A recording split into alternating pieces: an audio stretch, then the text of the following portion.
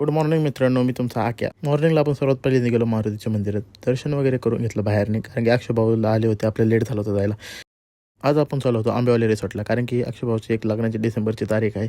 त्यासाठी आम्हाला location identify करायला जायचं होतं. त्यासाठी आम्हाला लेक साईड प्रॉपर्टी हवी होती. तर आम्ही चाललो होतो आंबेवालीला. आंबेवाली जाताना आम्ही ठरवलं की मुळशी साईडने जायचं.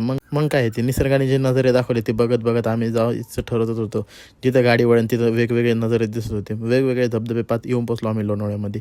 संतोष हॉटेलपासून टर्न मारून आम्ही निघलो आंबोली रिसॉर्टकडे जाण्यासाठी. आंबोली रिसॉर्टला जाऊन पोचलो, पण तिथं असा प्रॉब्लेम झाला की मी जाण्याच्या पूर्वी मेलच नव्हता केला. तर आमच्यासोबत असा प्रॉब्लेम झाला, पण आम्ही हार न मानता दुसऱ्या रिसॉर्टला जायचं ठरवलं. दुसरं रिसॉर्ट होता महाराष्ट्र टुरिझमने व्हिजिट केलेली असणारी विभाती रिसॉर्ट. तिकडे जाऊन पोचलो. आम्हाला तिथं लोकेशनची थोडंफार चांगलं वाटलं. लेक साईड प्रॉपर्टी पण भेटली, पण ॲक्च्युली पार्किंग वगैरेचा थोडासा इश्यू असल्यामुळे आम्ही जे आम्हाला काम करायचं आहे तिथं पॉसिबल होऊ शकत नाही. त्याच्यामुळे आम्ही ठरवलं दुसऱ्या लोकेशनला जाण्यासाठी. आम्ही जाताना रस्ता निवडला पवना डॅमकडचा, जेणेकरून आम्हाला अजून काही लेक साईड प्रॉपर्टी पाहायला भेटते. पण तसं काही झालं नाही. तळेगावच्या नियरबाय आल्यावरती आम्हाला भेटलं महेश्वर रूम कॉफे. तिथे जाऊन आम्ही थोडासा नाश्ता केला आणि आम्ही फायनली यापुढे आम्ही केली परतीच्या प्रवासाला सुरुवात आणि येऊन पोहोचलो पुण्यामध्ये.